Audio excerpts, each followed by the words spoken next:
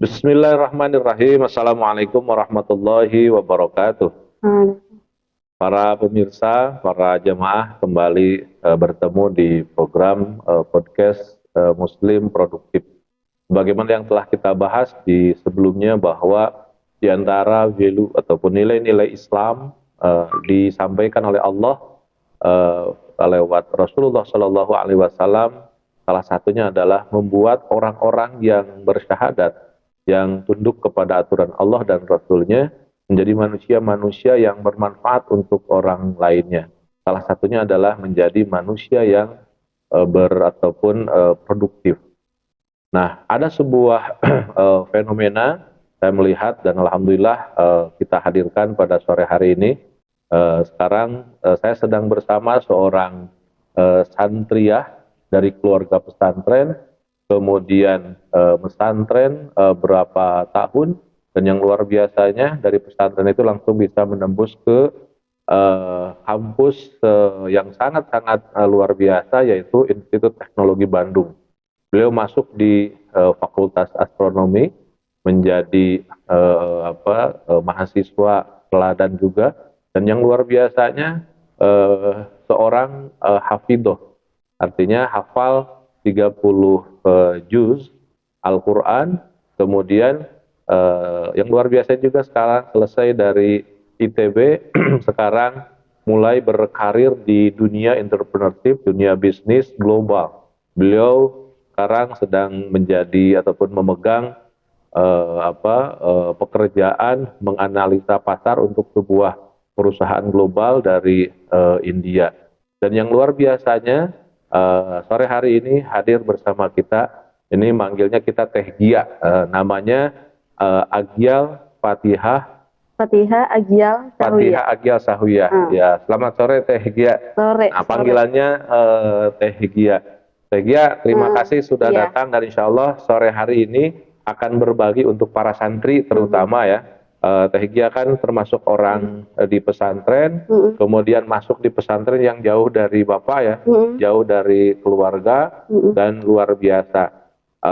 Menjadi seorang hafidhoh juga, hafidh Quran. Dan para pemirsa sekalian, saya pernah melihat juga bahwa Teh Gia ini mendapatkan hadiah berangkat umroh gratis karena beliau seorang ataupun bisa menyelesaikan tahfidnya. Luar biasa. Jadi tamu sore hari ini sungguh sangat luar biasa, dan mudah-mudahan menginspirasi terutama untuk para muslimah, para santriah, untuk menjadi orang-orang yang seperti beliau. Oke, kita ngobrol-ngobrol. Teh Gia kan dari Tasikmalaya ya. Iya. Langsung saja, apa yang Teh Gia rasakan tentang pondok pesantren? Alhamdulillah kebetulan sebenarnya aku di pondok pesantren itu kan pesantrennya juga bukan yang beda lah sama yang di rumah. Nah, jadi betul, di rumah juga pesantren. Iya, di rumah sendiri itu juga ada yayasan gitu yang ya bapak mama juga di sana kan ngurus santri. Pondok pesantren Bahrul Ulum ya, di kota Tasikmalaya. Iya. Nah, kemudian mulai pesantren di usia berapa? 12 berarti ya? 12. Selesai SD. Selesai SD, iya. Nah, kemana itu?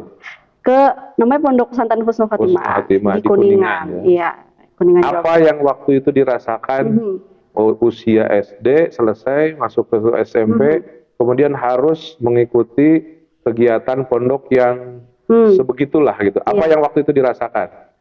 Kalau waktu itu kebetulan aku excited sih. Jadi sebetulnya semangat gitu ya, karena dulu senangnya adalah itu kan lingkungan baru, terus langsung dapat teman-teman baru gitu. Jadi excited gitu pas awal masuk. Cuman pasti pas awal-awal masa transisi gitu ya dari rumah ke pesantren, baru mulai kerasa tuh beberapa minggu setelah di pondok, enakan di rumah ya gitu, karena kan ada perasaan dibuang nggak? Enggak sih. Karena justru waktu masuk pesantren itu kan ada seleksinya dan ada ketahuan rankingnya, gitu. Jadi pas udah, jadi ngerasanya kayak wah berarti di sini orang-orangnya pinter gitu sih. Jadi ngerasanya justru ini lingkungan baru gitu, seru. Itu sebelum masuk ke pesantren hafalan Quran belum banyak ya? Belum, berarti cuman kayaknya 2 juz, jadi juz belakang 29 30. Itu di usia SD ya. Iya, di usia SD. Masuk ke SMP di Husnul Khotimah Mm-mm. dan luar biasa. Itu di Husnul berapa tahun? 6 berarti. 6 tahun ya. Dan selesai menjadi hafidhah di Husnul ya.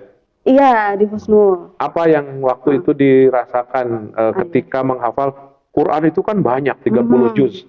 Kemudian kegiatan juga padat gitu. Iya. Kemudian apa yang sehingga dirasakan ternyata nggak berat gitu menghafal Quran itu gitu. Iya. Karena mungkin dulu belum banyak distraksi gitu. Maksudnya? Jadi di pesantren itu kan kita tertutup ya, maksudnya fokus gitu untuk belajar, untuk ngafal Quran.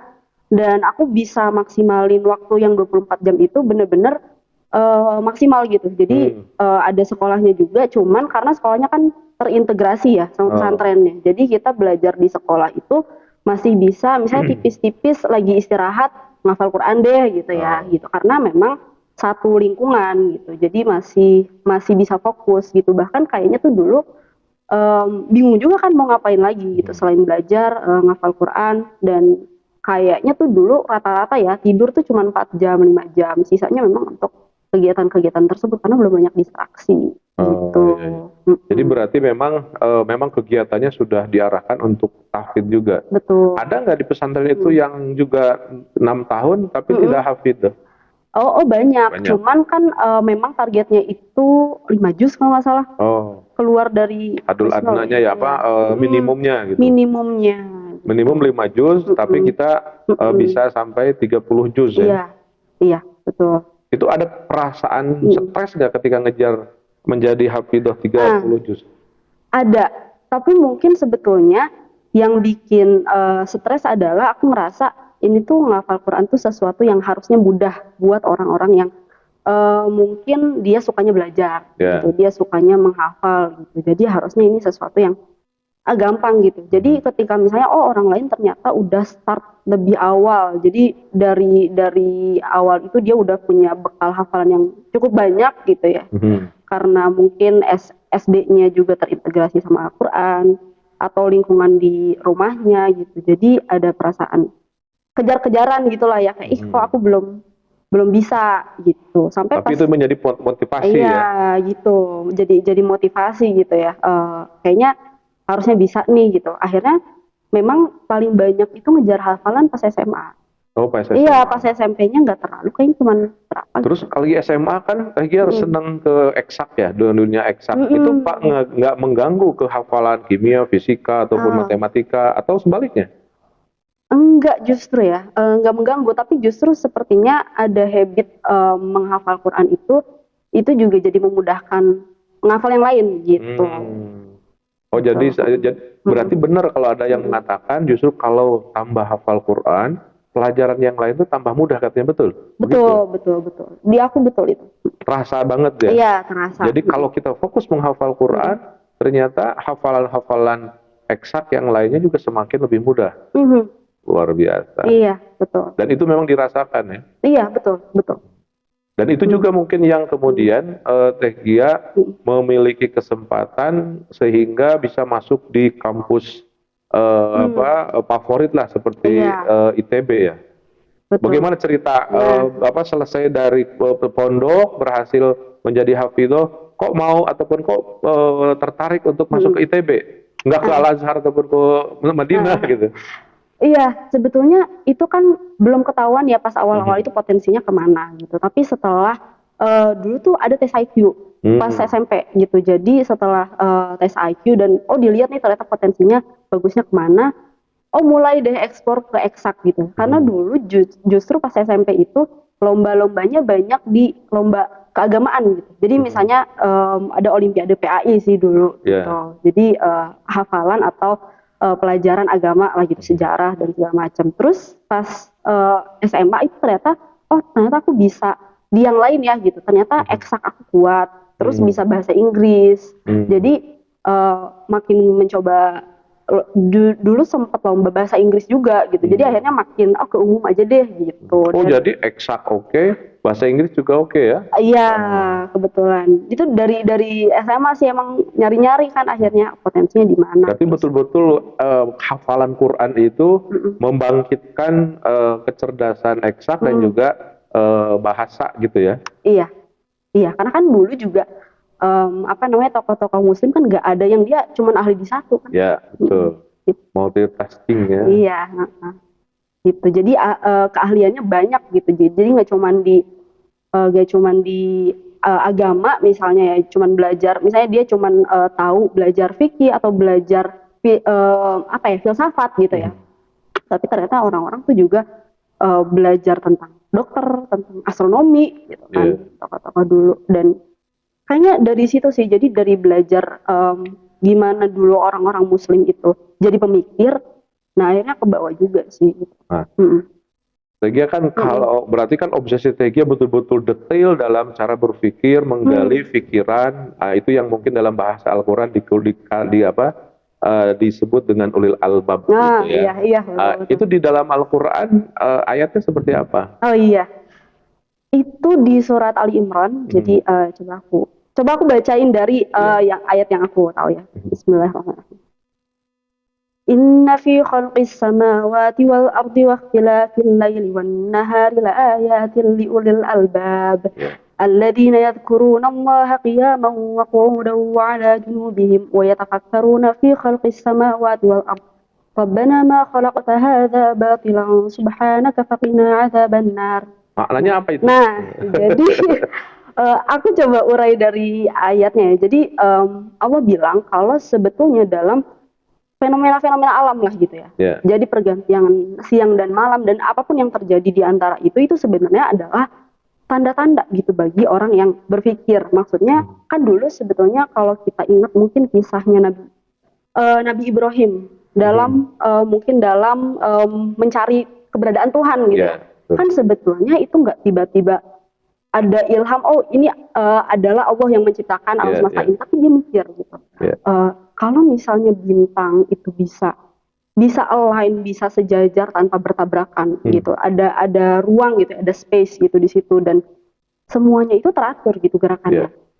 Itu berarti dia akan mulai bertanya, oh mungkin bintang itu sesuatu yang mungkin dia Tuhan gitu ya, sesuatu yang kita nggak tahu gitu, sesuatu yang sangat besar. Tapi ternyata dari order atau keteraturan alam semesta itu dia jadi mungkin ada sesuatu yang lebih besar lagi gitu, yaitu Allah Subhanahu Wa Taala. Dan sebetulnya di situ tuh aku juga bilang gitu, ternyata orang Muslim itu bukan yang cuman melakukan ibadah yang ritual gitu, tapi juga berpikir gitu kan. Jadi apa sih yang mau Allah sampaikan dari seberapa teraturnya dan seberapa besarnya alam semesta ini gitu, dan mengeksplor pikiran otaknya gitu ya. Gitu, dan akhirnya kan pemikiran-pemikiran itu yang men-trigger seseorang untuk didatengin ilham lah gitu.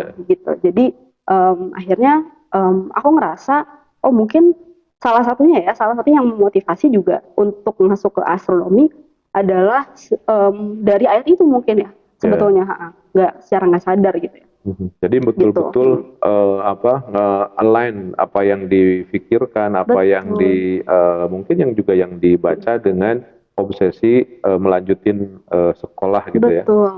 Bahwa Al-Quran itu betul-betul telah membangkitkan Tehgia untuk lebih ingin berpikir, lebih mendapatkan ilham, kemudian kelanjutan nilai-nilai gitu ya. Boleh nggak kalau misalkan dibacakan gini, ada satu ayat yang memang fungsi Quran itu istilahnya itu mungkin bisa digambarkan dari surat Toha ya, mungkin bisa dilanjutkan. Bismillahirrahmanirrahim. Toha ma anzalna 'alaikal Qur'ana litasqa. Lanjut. Illa tadhkiratan liman yakhsha. Tanzilan mimman khalaqal arda was samawati al-'ula. Ar-Rahmanu 'alal 'arsy istawa. Jadi memang ketika itu kan ceritanya tentang cerita Sayyidina Umar ya. Sayyidina Umar masuk Islam, bahwa memang Quran itu yang mendebarkan hati Sayyidina Umar sehingga betul-betul beliau masuk Quran, masuk Islam gitu.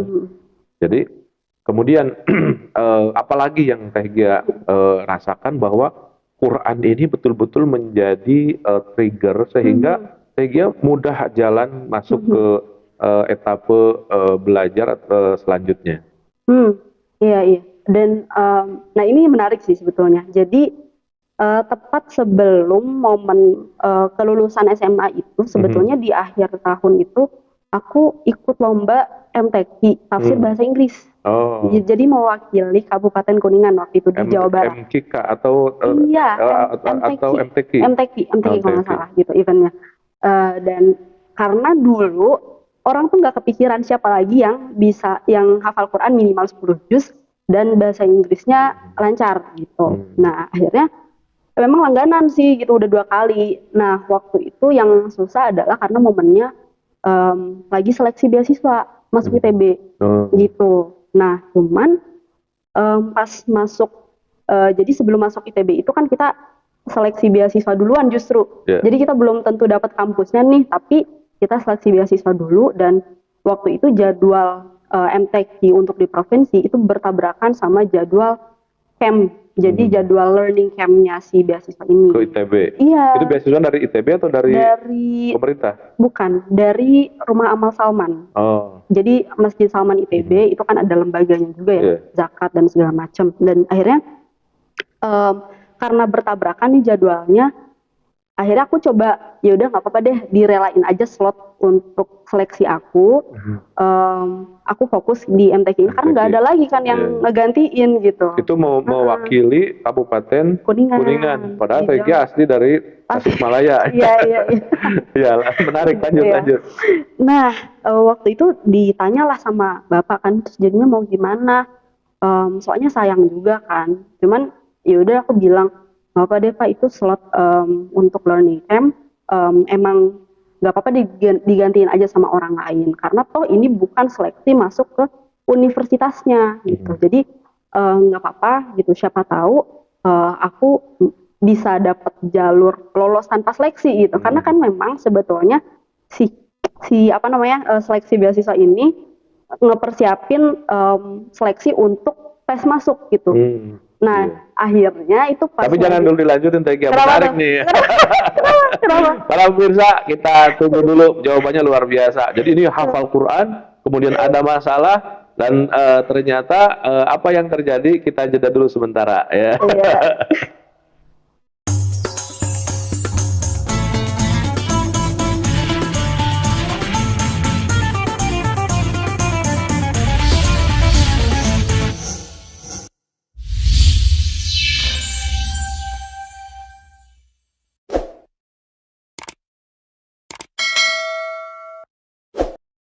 Baik, bismillahirrahmanirrahim. Kita lanjut, menarik sekali apa yang disampaikan oleh Tegia tadi dan perjalanan yang luar biasa. Seorang santri, kemudian juga hafidz Quran, kemudian lolos masuk ke kampus favorit, ke Institut Teknologi Bandung di jurusan astronomi. Kita lagi cerita-cerita, tadi Tegia ada 2 pilihan, apakah MTQ ataukah tes ke ITB. Lanjutkan Tegia, gimana ceritanya?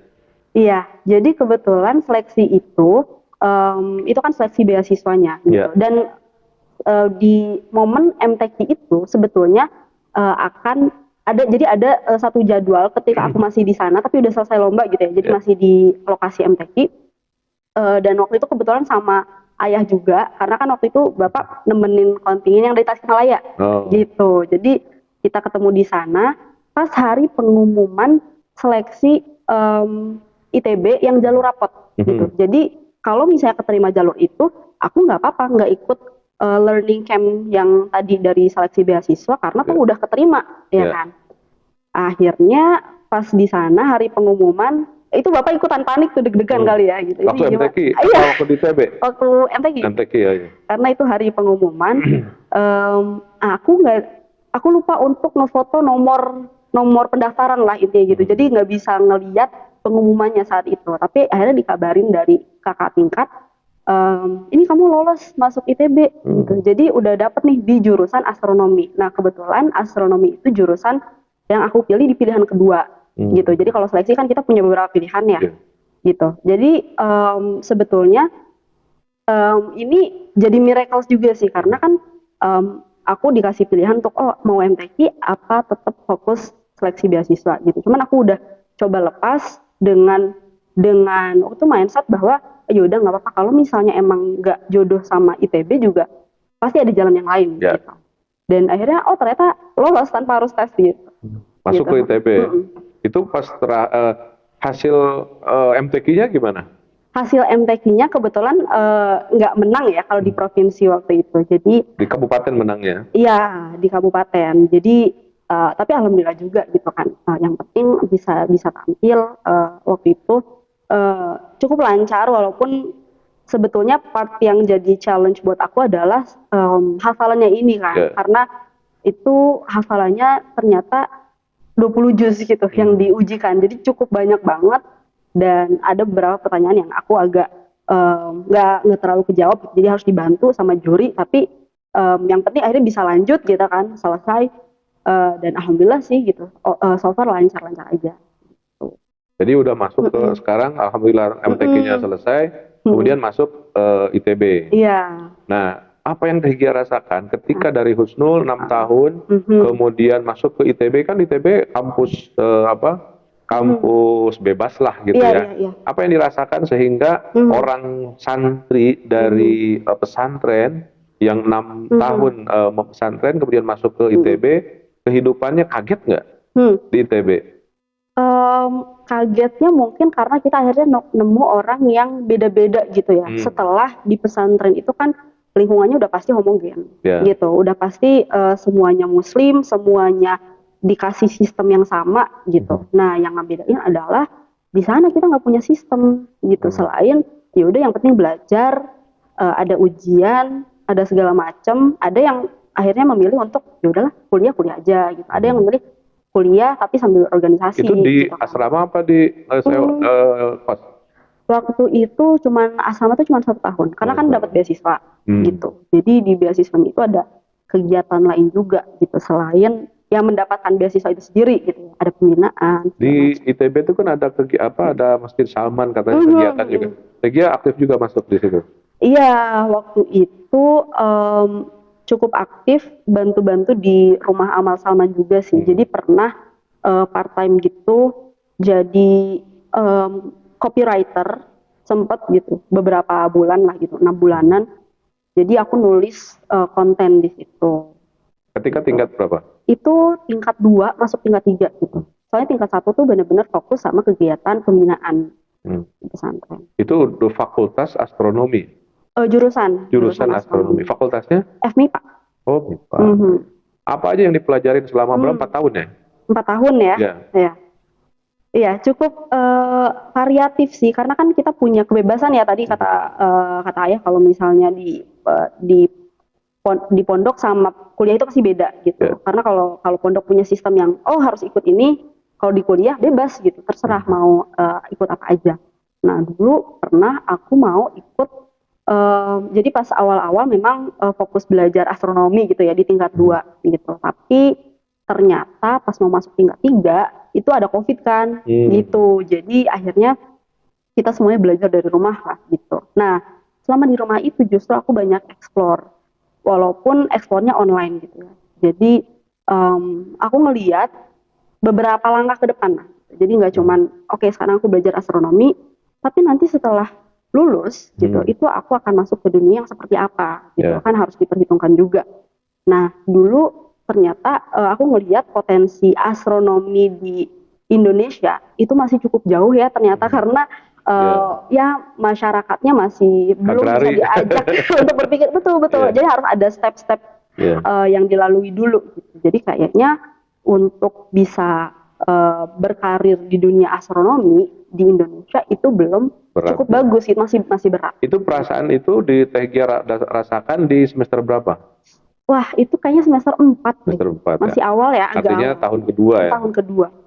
Iya, aku rasakan karena kayaknya pas waktu COVID itu kita banyak terekspos sama sosial media juga. Nah, kemudian ketika ada perasaan agak benturan, wah di Indonesia ini masih belum ada apa istilahnya etape untuk astronomi ya. Kemudian larinya kemana? Ke dunia apa? Larinya jadi pas masuk beasiswa itu kan kita ada beberapa syarat lah ya gitu untuk selama di beasiswa ini. Salah satunya adalah bikin submit proposal bisnis. Entrepreneurship berarti. Iya, nggak harus bisnis sih sebetulnya. Jadi riset atau bisnis ke namanya PKM, kan kreativitas mahasiswa. Yang penting submit aja gitu.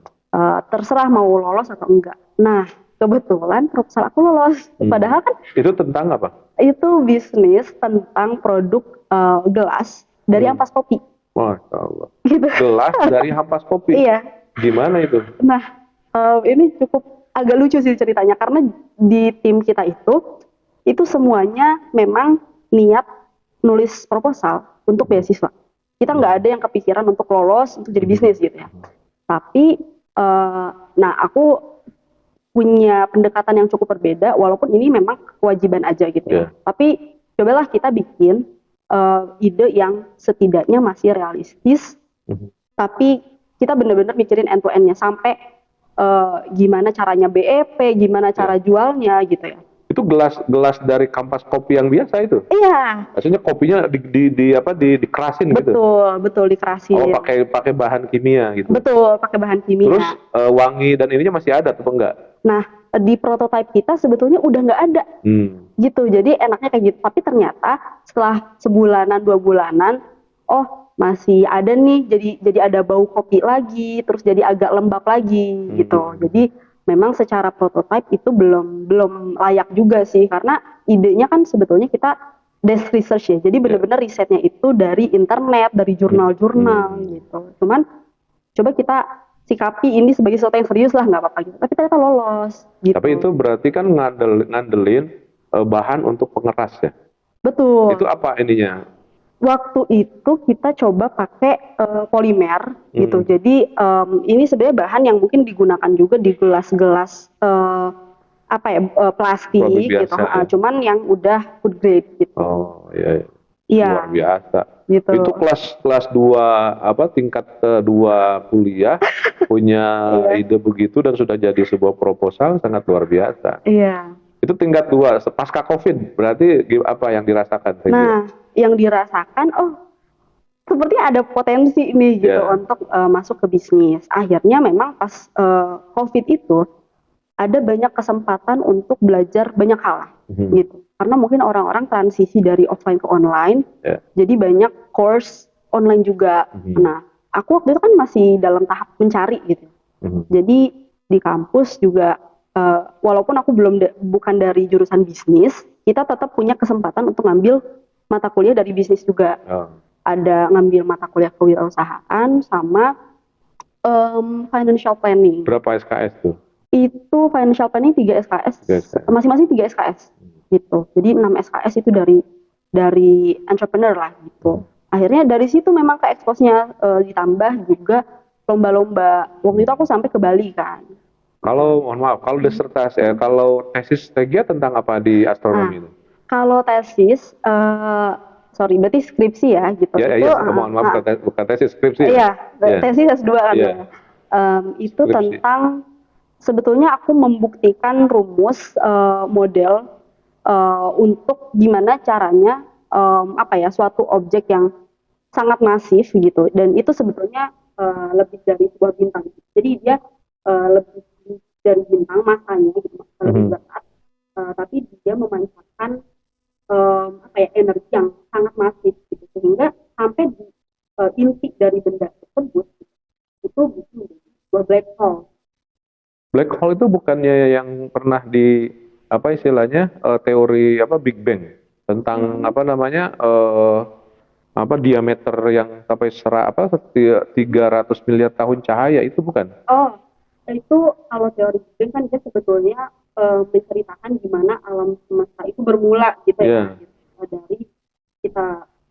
Dari zaman waktu itu nggak ada yang namanya time waktu. Nah, jadi waktu itu baru muncul, baru dihitung itu setelah Big Bang. Jadi itu lebih ke menceritakan alam semesta. Kalau yang penemuan satelit bintang Hubble itu berarti nyambung dengan black hole tadi nggak? Kalau Hubble itu kan sebetulnya memang dia didesain untuk observer ya gitu, mengamati objek-objek alam raya. Jadi tergantung juga sebetulnya ada memang kabel yang didesain untuk dia mendeteksi objek-objek yang jauh banget, yang sangat jauh, objek-objek yang mendeteksi bumi. Jadi kalau itu sih lebih ke astronomi pengamatan. Kalau aku memang pendekatannya lebih ke teori. Nah, jadi skripsi itu selesai 4 tahun. Iya, alhamdulillah. Gimana? Kan tadi luar biasa. Skripsi selesai on time, kemudian ketertarikan ada tambahan ya entrepreneurship ataupun bisnis gitu. Berarti kan ada dua. Di samping ada potensi tentang Quran tadi yang dibawa ya seorang Muslim dan keluarga pesantren lah. Gitu. Berarti TG punya 3 value yang harus diangkat lah gitu kan dalam kehidupannya. Apa yang dirasakan pada waktu itu di akhir-akhir berarti kan semester berapa tuh 6-7 ya? Iya. 1 ataupun 2 tahun terakhir apa yang dirasakan itu? Sebetulnya pasti galau tuh ada ya. Maksudnya ini aku mau kemana, mau ngapain dan segala macam. Jadi sebetulnya pas skripsi itu aku juga dapat beasiswa untuk belajar pemrograman dari Google. Komputer. Iya, komputer. Tapi itu masih align juga sama astronomi karena kerjaan kita di astronomi kan olah data. Apalagi dengan minimnya pengamatan karena itu kita benar-benar di komputer. Oh, di astronomi itu dominasinya ngolah data. Betul. Betul. Jadi kalau kirain jalan-jalan ke atas nih. Kita juga pengennya gitu ya. Cuman bosnya ditutup pas COVID. Itu lama juga tutup itu. Jadi bahkan angkatan aku nggak bisa nama sama. Jadi kita kebanyakan ya lari ke pilihan-pilihan yang ada gitu. Data science, data analytics. Akhirnya karena pilihan-pilihan itu yang ya gitulah coba aja. Ternyata seleksi lolos dapetin free course dari Google ini. Padahal itu kalau kita bayar sendiri lumayan ya, berjuta-juta gitu. Dan cukup kepake juga, tapi ternyata pas aku di sana gitu menjalani proses kita kan punya project akhir, final. Kebetulan final project aku itu bukan bikin produk dari nol, tapi kita kerjasama sama salah satu perusahaan gitu, dan perusahaan itu punya semacam problem gitu. Ini gimana caranya biar kita bisa atasin problem ini pakai machine learning.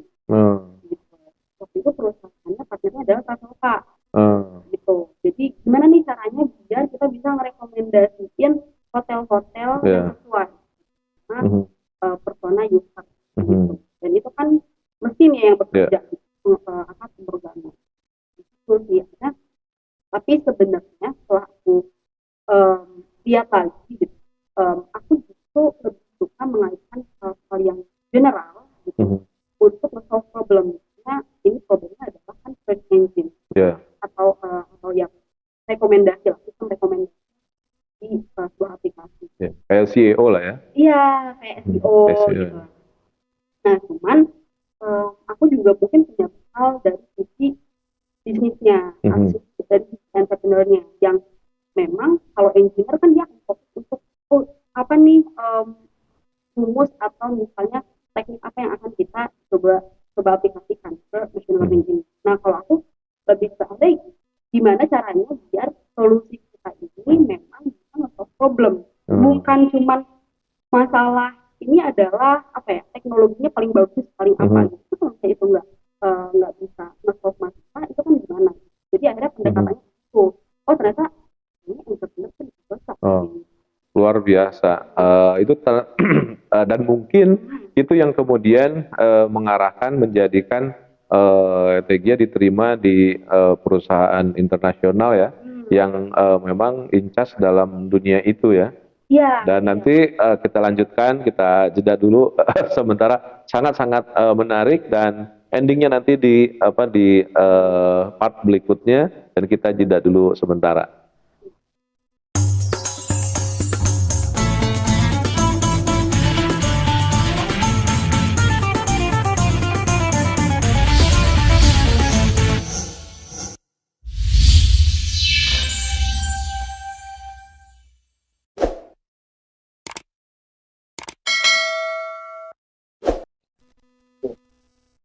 Baik, Bismillahirrahmanirrahim. Kita lanjutkan para pemirsa sekalian. Sungguh sangat luar biasa ini.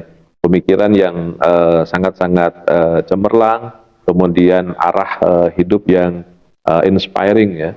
Bahwa ternyata dari dari indukan ataupun juga suasana pesantren, kemudian bisa menembus prestasi-prestasi yang luar biasa, menembus sampai ke kampus yang sangat-sangat diidam-idamkan di Institut Teknologi Bandung, dan selesai sesuai dengan rencana dan berlanjut tentunya menjadi seseorang yang berkarya untuk membangun kehidupan.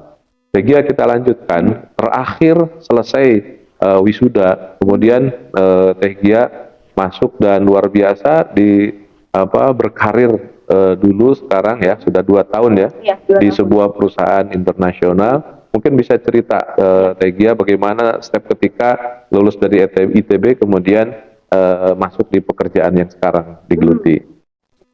Iya, jadi sebetulnya aku selesai itu di bulan September 2022. Gitu.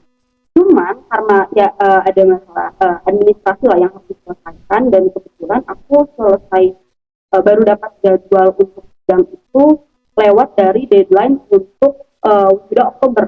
Jadi itu September, harusnya bisa wisuda Oktober, tapi karena satu dan lain hal itu akhirnya aku baru bisa wisuda di periode selanjutnya di April. Jadi cukup jauh kan, ada gap.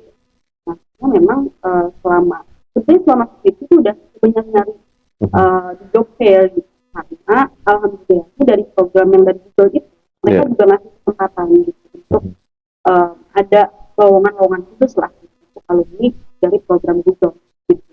Cuman dari situ ada beberapa yang sampai seleksi, sampai wawancara tapi belum dapat. Nah kebetulan yang dapat itu akhirnya awalnya itu perusahaan bidang finance. Karena kan aku dulu juga sempat belajar finance, bahkan sempat ikut lomba saham gitu lah, kuliah gitu. Jadi iseng-iseng aja, tapi alhamdulillah menang gitu kan. Jadi itu jadi portfolio juga. Nah, akhirnya ketika diterima, tapi aku langsung berangkat kan ke Jakarta. Cuman itu belum tanda tangan kontrak. Akhirnya pas nyampe sana, pas mau tanda tangan kontrak ada meeting dulu lah masyarakat. Tapi ternyata adalah satu dua hal yang aku baru tahu, ternyata posisi itu belum settle gitu, nyari orang baru. Akhirnya mereka harus internal meeting dulu, ya jadilah kerja. Padahal harusnya bulan Oktober itu aku udah di Jakarta itu ya? Di Jakarta, tuh. Akhirnya adalah belum aja dulu, sambil tetap nyari kerja, juga nyari kerja lain sama di rumah. Nah, akhirnya baru Desember gitu. Ada satu perusahaan yang tuh sama aku sekarang jalan ini mulai proses, dan prosesnya juga cukup lama sih sebetulnya, karena dari November aku dapat tes pertama. Terus akhir Desember baru dapat letter, jadi undangan untuk bekerja di sana. Apa pekerjaannya sekarang?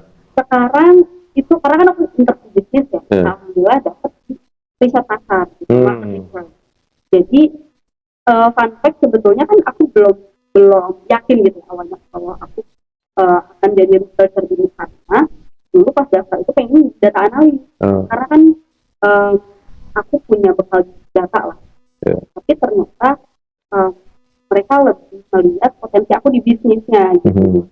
Jadi tes jadi terima. Itu perusahaan apa namanya?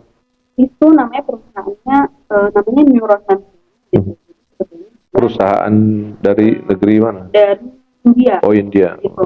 Jadi Neurosense ini sebenarnya agen investasi. Jadi kita memang kerjanya yang masalahnya klien gitu ya. Klien ini besar tuh. Berarti jatuhnya konsultan juga ya? Konsultan bisnis ya? Betul. Jadi ketika mereka mau launching produk nih misalnya, karena kan kalau kita asal launching belum tentu orang-orang suka, belum tentu market menerima. Makanya dan itu yang kita lakukan untuk klien. Luar biasa. Tikia, ya selamat perjalanan yang sangat luar biasa dengan berbagai prestasi tentunya dari pesantren ke ITB kemudian sekarang bekerja. Bekerja ini kan tentunya memperkaya pengalaman gitu ya. Tegia kan dari pesantren kemudian juga memiliki potensi yang luar biasa. Bekerja di perusahaan internasional ini rencananya akan berlabuh kira-kira berapa lama? Oh, iya. Aduh, rencana kerja sebenarnya nggak mau lama-lama sih ya. Karena gini, aku aware bahwa dunia kerja itu mungkin sebagai perempuan gitu ya, ada beberapa batasan lah gitu di dunia kerja yang ini terjadi secara natural gitu, menjadi ibu gitu, harus cuti lama gitu kan kerja. Nah, dan setelah aku ngobrol sama orang yang mungkin lebih senior, udah pengalaman jadi juga sambil kerja, itu capek banget gitu ya. Nah, ya mungkin sekarang masih ada waktu gitu untuk bisa maksimalin dan memulai segala sesuatu dengan tanpa risiko yang gimana-gimana gitu ya, karena kan masih rumah tangga, belum anak. Aku pengen sebetulnya adalah gitu. Jadi sebenarnya fun fact, selain lomba-lomba juga itu tuh pernah juga untuk jalan. Cuman namanya entrepreneur itu kan mental. Gitu. Jadi ketika akhirnya kita nemu blockers, nemu masalah, gitu, nemu ternyata kita yang customer. Aku lumayan kaget gitu ya, malah jadi adalah udah aja gitu jadi yang bikin. Jadi udah beberapa kali itu, jadi sekarang dengan bekal ilmu dari selama kuliah, selama bekerja itu udah lumayan dapat banyak banget. Dan memang itu akan bikin apa ya, bikin produk. Berarti lebih produktif lah ya. Iya. Dan apa yang udah dirintis sekarang? Nah, sekarang itu sebetulnya aku lagi mulai dengan personal branding dulu di media.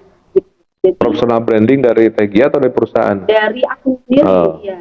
Nah, karena kalau dari perusahaan sebetulnya bulan ini ya, setelah orang-orang selesai mudik, nah kita coba kembali ke normal dan aku akan coba launch dengan ya pasti kita memperkenalkan dulu sebetulnya brand ini tuh mau menyuarakan karena aku selama belajar di dunia profesional gitu, orang jualan itu nggak cuma jual produk gitu, tapi jual emosi gitu. Jadi apa sih pesan yang mau disini, dan aku lihat dari bisnisnya ini akan ada message gitu yang bisa aku sampaikan ke orang-orang tentang gimana sebetulnya menjadi muslim itu enggak hanya ruang geraknya itu tidak terbatas pada hal-hal yang sifatnya seksual atau ibadah yang sifatnya ritual gitu.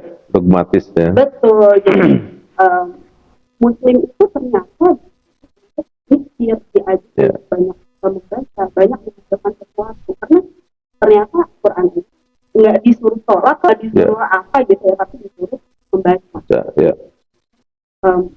Dari situ aku pengen semacam mendobrak atau membuat disrupsi bahwa ternyata muslim itu enggak pada tadi kayak gitu. Dan mungkin itu belum terlalu populer gitu ya. Betul. Luar biasa. Ini sebuah fenomena dan juga tentunya inspirasi yang sungguh sangat luar biasa bahwa kebangkitan muslim, mungkin lebih spesifiknya muslimah itu ya. Bahwa Tegia mewakili kaum muslimah yang punya tanggung jawab luar biasa, berangkat dari dogma dan teks-teks Quran, kemudian diolah dengan pemikiran dan bahkan dengan dunia kampus yang luar biasa, dan sekarang sudah landing tinggal running. Dan sudah dengar-dengar sudah punya gambaran perusahaan yang akan dinaikkan gitu ya. Itu rencana awalnya produknya berbenturan dengan kehidupan muslim tentunya ya. Pasti. Jadi, pasarnya pasar muslim berarti. Pasarnya pasar muslim. Kita memang akan menargetkan muslim Ya. ya sesuai sama tema mungkin Ya. ya. Ya, luar biasa para pemirsa sekalian, pada sore hari ini kita mendapatkan banyak inspirasi, dan tentunya muslimah dimanapun kita mengharapkan bisa menjalankan kehidupannya seperti Teh Gia jalanin. Dan ternyata pesantren, kemudian kampus, kemudian Al-Quran, kemudian dunia entrepreneurship ternyata masih sangat luas untuk kita pilih, untuk kita persiapkan. Dan jangan lupa bahwa Islam itu menitipkan satu pesan agar kita menjadi orang-orang yang produktif. Mudah-mudahan Tegia dengan podcast ini juga menjadi inspirasi bagi umat, dan juga tentunya menjadi doa sebagai awal dari gerak seorang entrepreneurship muslimah yang sukses. Terima kasih Teh Gia, dan selamat atas segala upaya, kemudian juga atas segala prestasi, dan mudah-mudahan dan tentunya menjadi kebanggaan orang tua, menjadi pesantren, bahkan orang tuanya juga memang adalah seorang tokoh tokoh agama. Beliau ya, orang tuanya adalah sekarang salah satu pimpinan di Basnas Kota Tasikmalaya. Jadi memang sungguh sangat luar biasa. Mudah-mudahan inspirasi ini betul-betul menjadi sebuah pelajaran dan menjadi jariah ilmu Teh Gia, menjadi jariah kebaikan. Tetap di podcast Muslim Produktif, mudah-mudahan terus kita menginspirasi, dan nanti insya Allah kita akan lanjutkan Teh Gia dengan bincang tentang bisnis yang lebih luas gitu ya. Terima kasih para pemirsa dan para jemaah. Demikian untuk sementara bersama ini ulama muda dan perempuan, ustazah ya jadinya. Ustazah Fatihah Agia Sohwiyah dari Pondok Pesantren di Tasikmalaya, dan sekarang bekerjanya di Jakarta ya. Iya. Ya, sekali lagi mudah-mudahan menjadi inspirasi kita bersama untuk tetap semangat menjadi muslim yang produktif. Demikian untuk sementara, dan wal afu minkum. Assalamualaikum warahmatullahi wabarakatuh.